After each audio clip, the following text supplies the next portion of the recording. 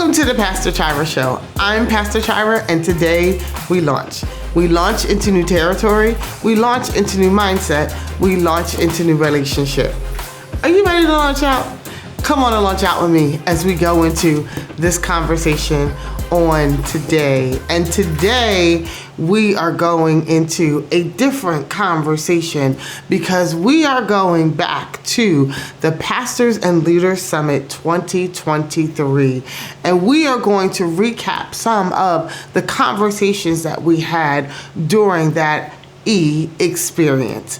And so during the experience, there was a dynamic, and I mean dynamic, presenter who came and talked about leadership positioning. He talked about how we are to position ourselves around the senior leader and what we are to do as the secondary leaders of the ministry. Now, you heard Pastor Crystal as she talked about being in the lead when you're not in the lead. And so this came and just talked about how to do that and what your position means in leadership. So I want you to sit back and I want you to take in everything that Dr. Johansson Pack has to offer from the Pastors and Leaders Summit 2023. Let's go. But it wasn't just what you said. It is what you showed. Okay. Because it's one thing about words. Right. But when you can show it, and it gets through to the people, to where we're all sitting in the room, and when you ask the question, and everybody's like, going, I was like, this but it's making people think. Right. Absolutely. Right. Is that not our job, though? Absolutely. Jesus spoke in pictures. Whether it was writing in the sand, or whether it was him being on the boat, or whether it was dealing with a tree, he was a master at painting pictures. And for me, there was one year, my grades, I got a 0.8. A 0.8, right. I got an A in gym. 0.8. I got an A in gym, and I got D's and F's in everything else. And it was because I saw in pictures. I would hear somebody monotone and talk, but I didn't get anything from that because that's not how I learned. Because you tuned out. And so I think a lot of times we give it how, we learn it or whatever. But if we paint a picture, it's like, no, I got that. Who moved with that chair and who moved with that? And they got it. And we saw it happen today. And that was just amazing. Right. And so and we're all in it because I sat in the back and I'm that one. I'll sit in the back and I watch everything that's happening around. Because it's one thing to be it's one thing to be up front and to get it all. Yeah. But the view from the back. It's totally different. It's a totally different view. And you can see wider from the back. Absolutely. Absolutely. Absolutely. How do you see? Where do you? Wow. Because you have the system that you've come up with, and the demonstration was amazing. But where did that come from? Because everybody has their system. Wow. Yeah. Right? And there's systems everywhere. But where did this system come from for you? Were you seated in the front or were you seated in the back? Well, when I got the system, it was from the front, but because I served in the back. I started as a drummer. And that's all I wanted to be. I wanted to be a drummer. Never wanted to be a preacher, never wanted to be a pastor, but I'm a second generation pastor. Okay. My father and my mother both pastored, and so I kind of saw ministry growing up from the back. That's the reason why I didn't want to do it, because that's the man of God, but that's my daddy, so when I saw all of that, it kind of helped me to start seeing what was what. And then I had a season of sabotage, and I went through great scandal, and I was innocent, but it was because I was uncovered. So I start saying, I have this stuff in place, but why do I still feel uncovered? Right. So I had a secretary, but I didn't have an administrator. In the Black Baptist Church, we didn't have administrators. You had a secretary, you had a trustee, you had a clerk, and you had a deacon, and it's like, but somebody who administrates it, we didn't have it like that. And then the pastor never really trained the preachers. They just kind of told them what to do in the office and came up. And then I didn't know what a cupbearer was. We didn't even do armor bearers or adjutants. because we carried our own big old Bible and, you know, took the mean mug pictures and all of that. And then when it came to who prayed, they would get together and pray. But I had started having conversation with the people I was praying with. Right. And I had a stroke when I was 28 years old, and in 2008, February 10th of 2008, had a stroke. Wow. And when that happened, the intercessors was praying, Lord, heal him, but it was really unforgiveness in my heart, and it was some things I was doing that I was out of place with, out of step with, and I didn't just need them to go pray. I needed to have a conversation and say, this is where I am with God. This is what's going on. And from that, I started putting the pieces together, and without some of the other things that I depended on before, this made me more covered. And I said, this is something I got to share with the world. So you said something about, because listen, I don't know if you saw me. At one point you were talking, and I said, I can't. I just got up and I want, because I couldn't breathe anymore. Because it was so, I literally went and got my inhaler. I was like, this is so much to take in. Right. Because it's so necessary. The systems in our sanctuaries. Did I say that like that? Yeah. The systems in our sanctuaries are necessary. Yeah. And why do you think that it has taken so long? I have one word that I have in mind, but I want to know what you're going to say. Why do you think that it has taken so long for us to get to this place of putting those in place that are necessary for our systems to work, be successful, and then be recreated to continue? The pandemic did it. The pandemic? And it's really by force. It's not by choice. I believe the pandemic only came the way it came because God was telling us to change before it. And then we got to a place to where it's like I know for me, and any pastor would tell you this, we used to meet with our elders and ministers before church, and then through the pandemic we met with AVL, audio, visual, and lights, and so they became like the right hand, like no talking to camera, like make sure I'm good. Now wait a minute, okay, let's buy this equipment. That don't work, and so we were forced into figuring out what really matters, and we had to redefine our definitions. And so I know for me, I had to figure it out. Like, how do we reach the world when we should have been reaching the world in the first place? And then there's a difference between having online ministry and just having a camera for them to see your in-house, expressions. And so we had to now redefine our definitions to figure out how do we make this work. And with that, that's when we start saying, okay, that we've been doing that, but there's nothing on that. And then we haven't done that. We probably need to look at this. And she's more anointed, but she doesn't really help us. He still smells like weed. But he's going to protect me at any cost. Absolutely. And then now we have to make the main thing the main thing. Yes. And that's what the pandemic forced us to do. But where do we... So if we don't... Let's say we're a smaller ministry. Yes. Because we're talking about those that people, have people in place. There are already those but you also said something else. See, this is what happens. Because you also talked about those that are in a ministry that are still hearing the previous leader and not hearing the one that was there because the predecessor's voice is louder. But and so when the predecessor leaves, so do all the people who were there who weren't really in place in the first place. Didn't really have position in the first place. But now we're left with a gap. Yeah. And so the one who has now come in, this is so good, to make sure that things still continue with no one there. Yeah. What do we do? Well, you can't fix a plane until you land it. And so the first thing you got to do is you got to land it, and then you got to create space for those areas. So what I start doing with our church, because I haven't always had what I needed. Right. I still create space for it, and I left it void because I didn't just put anybody there, but I still make sure there was space for that area. So then that's when, as he told Ezekiel, prophesy. He didn't tell him go find it. He told him to prophesy. Speak to it. So I started having conversations saying, God, send me an administrator. Send me an administrator. And it was a Sunday morning where this lady came, this chocolate lady I'd never seen really before. She was at our service. I said, woman of God, stand. And I said, you're going to be our administrator. She's my administrator to today. This was, I want to say, about 9-10 years ago. I had never had a conversation, never interviewed her. She just came in. She came in, and she's my administrator now. Wow. One of the CFOs of one of the largest churches in the country on the side. But it was because I didn't just put anybody there, right. But I did recognize I need that. And I prayed every day, God, send me somebody that can do that. Send me somebody that can do it. Wait. And he's a rewarder of them that diligently seek him.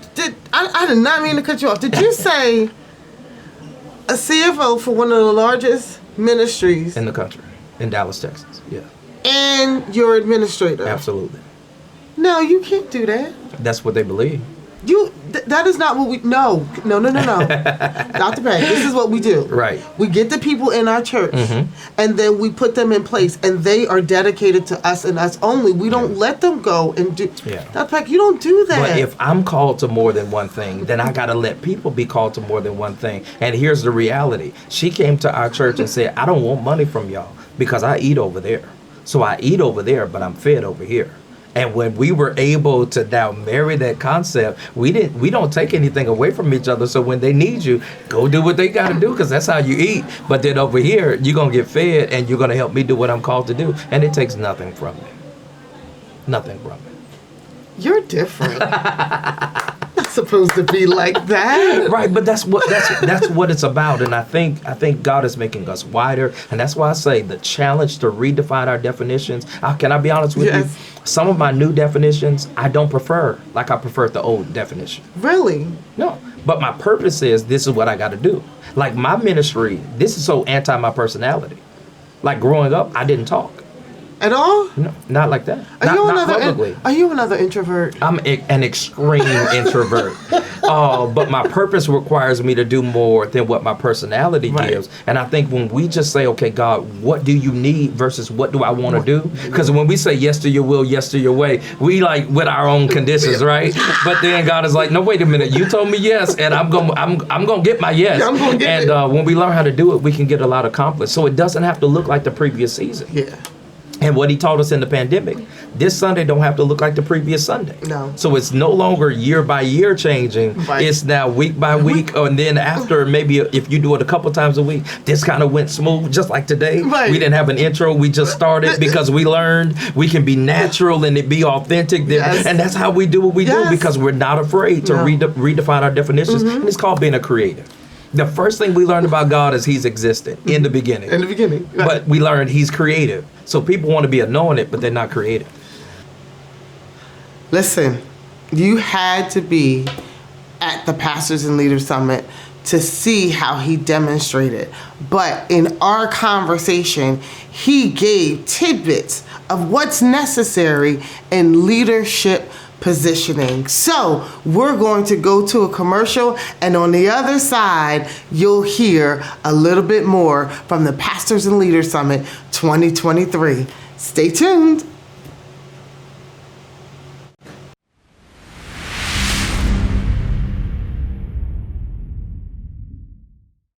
Support our Artist of the Month, none other than Courtney Grace and her single, Seek Me. Go to wherever you purchase your music and download Seek Me by Courtney Grace. I promise you, it will encourage you in your relationship with God. Seek Me by Courtney Grace. Download it today. Support her. God bless.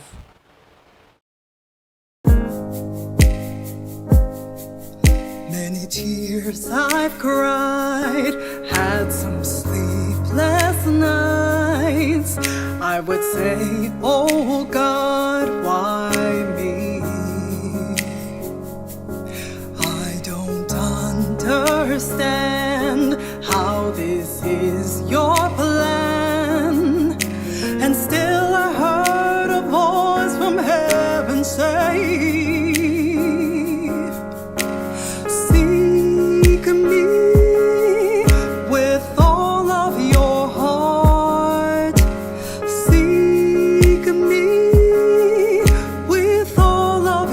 soul.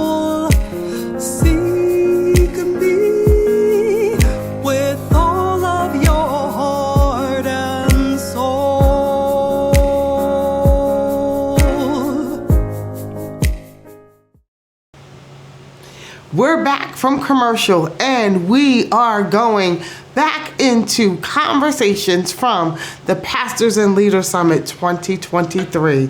And there was another young man who came and sat and shared with us what he's doing in Central USA. The central part of the United States. He is impacting the young people. He has a ministry that is impactful and informative for our young people. He is getting them out of the streets and into the churches. So I want you to sit back and I want you to hear Evangelist Johnson as he shares what he's doing in ministry on today. So let's hear him right now.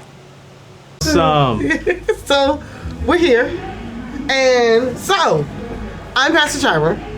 And you are? I'm Evangelist Johnson. From? Oklahoma City. Oh, wait. We're in Philadelphia. Yeah. Pennsylvania. Yeah.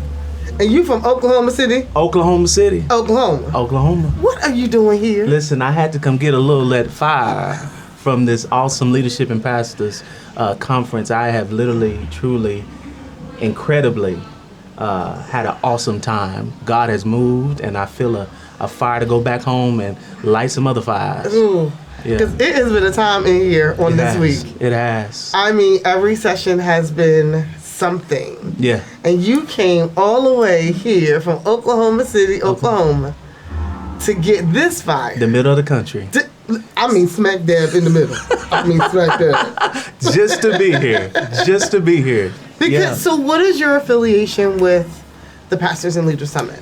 My affiliation is, well, first of all, Brian Knight is my cousin. There it is. There is nothing else to be said. He's family. He's family. And I had to support him truly because he's a man after God's own heart to me. And he's a genuine man of God. And he's always supported me. I have one of the second to none youth conferences, literally from Kansas City, Oklahoma, Tulsa to Dallas. Really? And he's always supported me. Even if he couldn't be there, he always supports. So I wanted to return the favor this time and travel all the way here to support who I call my big brother, but he's my kinfolk. He's your kinfolk? Yeah. He give me big brother vibes, though. Trying to tell me what to do silently, nicely. But how silent and how nice? Very precise. Yeah. He's an awesome man of God. Awesome family, awesome church, awesome everything. Yes. So what is your conference? Yak Nation is my conference. Okay. It's a youth and young adult conference. People from all over the country come to little Oklahoma City or wherever I hosted at. Right. And we just literally worship God and empower young people on living and to becoming who they need to be in Christ. How long have you been doing this? 10 years. No way. 10 years. No, wait. Okay, so wait. You have been doing Yak Nation for 10 years. Yeah. And this is the first time hearing about it? Yeah. Why? It's all right. Glory to God. Because, it sounds like it has been growing and flourishing and doing what God wants it to do through your hand of being obedient and what God tells you to do. Thousands of people. Did I just say that? We thank the Lord. I just said that, yeah. Wow. Yes. So, right. So, is it only those that know you that know about this? That's typically how it works. That's typically how it works. I wouldn't know about this conference if it wasn't for Brian. If you didn't know him. If I didn't know him. Right. So is it important to know outside of who you know? Yes. And it's important to network. It's important to build relationship. It's important to do. Right now, collaboration is key. Yes. And so why? So that you can know what's going on outside of you. Right. So it is very important. But you know what? For years, we've just wanted to know me, myself, my box, my corner, and that's it. And that was okay. I made it. I did all right. Mm-hmm. Why I gotta know other people now? First of all, there's been a shift. And if nobody's been through COVID, I can attest to you that if you don't do something outside of your box, you're gonna die in your box. You're gonna die and be buried in that box. You're gonna sit right there lonely. Yeah. And so it's important to get outside of stretch your capacity. Yeah. Go beyond your limitations and watch God do something through the stretch. Because there's more in us than what we see. There's more in us than just what we think we know. There's more in us. Yeah. And so how are you pulling out the more in the young people that come to Yak? The young people that come to Yak Nation, what I normally do, first of all, I give out 10 $1,000 scholarships. So I support them by pulling out, first of all, education is power. Yes. And so I want to strengthen all these young black men on becoming who they need to become through education. And so that's one of the ways I do it. I also provide not just scholarships, but we provide 1,000 backpacks to the community. Oh. Why? I support education. Yes. And so that's another thing. Another thing we pull out with them is spiritual gifting. I do trainings. We do trainings. We have people come from everywhere, do trainings, trying to teach young people on how to live holy or how to live right. Right. And so that's really important right now. These times right now, I'm telling you, God's grace is keeping all of us. Yes. And so those are just some of the points there. Because everywhere we go now today, you turn on your TV and there's another shooting. There's another mass shooting. There's another... This is what Yak Nation was birthed out of. Really? I created Yak Nation to stop the violence in the community. And so what I do, we literally do rallies and everything, little carnivals, everything. All over the city of Oklahoma is where I first started it. Okay. This was birthed out of the death of my cousin and my best friend. I created something, a small atmosphere, a small intimate thing, and then it just grew. It grew from 200 to 400 to 500 to 600 and just keeps going. So you started at 200 people. I didn't expect 200. I expected 50. And you but got it was 200. Yeah. What was your vision? My vision was just to start something. I was just trusting God. I just knew that I needed to do something that could change the lives. It's no young adult movement in the Midwest. And so I wanted to do something that can literally attract all young people from all walks of life. Wow. We have gangbangers come. We have Crips and Bloods. Yeah. Are you serious? They come, and they the respect that they have, not only just for me but for God, truly is just impeccable to me. No. Wait. Gangbangers do not respect God. They are gangbangers. They are in the street. They about that life. Yeah. They not coming to church to receive God and hear what the man of God or woman of God have to say. They not coming to do that. They come to church. No. They come to church, and guess what, y'all? They pay tithes too. No, they don't. No, they don't. Yes, they do. They I'm just telling you. hard-headed little kids out there. They don't want to know nothing. They just want to do what they want to do. Ain't that what the old people say? But that's the stigma I'm trying to change. Right. That's the stigma that we have to just break down and get rid of and burn that down. Right. And build something great for the kingdom of God. Because if we give them something to do, they will come to it. Yeah. And that's the thing. We have nothing for them to come to. And so we have to build these outlets for people to come and be empowered and to change lives and to, I'm telling you, we're stronger together when we work together. Yes, we are. What's the age range? Listen, this literally, the earlier the better is what I tell people. Really? Yes, why? Because the system gets them the earlier the better, right? That's true. Okay, so the earlier the better. The Bible says, train up a child in the way he should go, and when he gets old, he shall not depart from it. That's what it says. That's why we gotta live the word, we gotta walk the word. Wow. And so that's what I say to people. So do you have, when they come, do you have those that target the certain age groups? Yes, so we break up in groups. Okay. We break up different ages. Different ages. I can't think of it right now. This was on the spot, y'all. I wasn't expecting it. Hey, this is what we do. So, it's the Pastor Chira Show. We are candid in everything that we do. Listen, we break up in groups. Literally, the first night is a spiritual encounter. Okay. I bring in people like I brought Kalante Gavin. I brought in all type of people to come in and do a spiritual encounter. The next day, Saturday, we do the backpack giveaway. We do breakout sessions. I have nurses come from the VA, from all over, to do checkups for the mothers. And I mean, it's just a community ordeal. Free haircuts. Right. I have my sisters do makeup and hair, all that stuff. So I have some salons come, barbershops come. Wow. And we literally do stuff to impact the community. We fed 5,000 people at the beginning of the pandemic with fresh produce. And that was very, very, listen, there was one time I didn't do it again. I tried to do what God wanted me to teach. Jesus did that. Not including the women and children. Right. He fed 5,000. Now I want to be like Jesus, but after that, you said no more. I was done. That was it. That was a lot of work. Did it once too, didn't it? That was a lot. That was a lot. The labor, but it was great to see all those volunteers come from all over the state of Oklahoma. Wow. We were on Fox 25 News there. Right. Every radio station was there. The major ones, 103.5 and 101.1 107. Something was, one of them was there. All of them was there. They was there. Yeah, Right. the who's who. The mayor literally gave me an award for being the community activist, and so I got a Purple Heart Award from our mayor. Oh, wow. And our governor gave me an award last year. Wow. And so yeah. What other cities besides Oklahoma City? We went to Tulsa, Kansas City, Dallas, Texas. Okay. In the last 10 years. And where's next? Next is Kenyon Johnson. That's me, y'all. Evangelist Kenyon Johnson. I'm on the break. I want to take this year and literally plan and come up and hear God on what to do next. This is 10 years for us. Okay. And I'm working on my second book, and yeah. Okay. Pause. Got to take a break, y'all. What's the book? Well, I can't tell you the book name, but the first book is called The Burning. It's a daily devotional, 21-day devotional. Okay. Turning our hearts back to God. Do you give this to your young people? I gave it to my young people. We sold, I think, over 1,000 copies of that book. Wow. And we are on Amazon as well. Okay. And how do you keep in touch with your young people? Well, I have a text blast number. And so what they do is they text this number and they get all the updates of what's going on. So, wow. Of course, when I first started, I had them write their names down. We put their names and phone numbers in a database, and that's how we stay connected. Why? People don't look at email. Y'all stop sending us emails. Text us. We don't want to see your email. We're going to look right past it. It's a spam. It's a spam. Send a text message. Because I know you got my number. I'm telling you. And so, so we personally just text them, and I have group leaders also that contact a certain group of folks.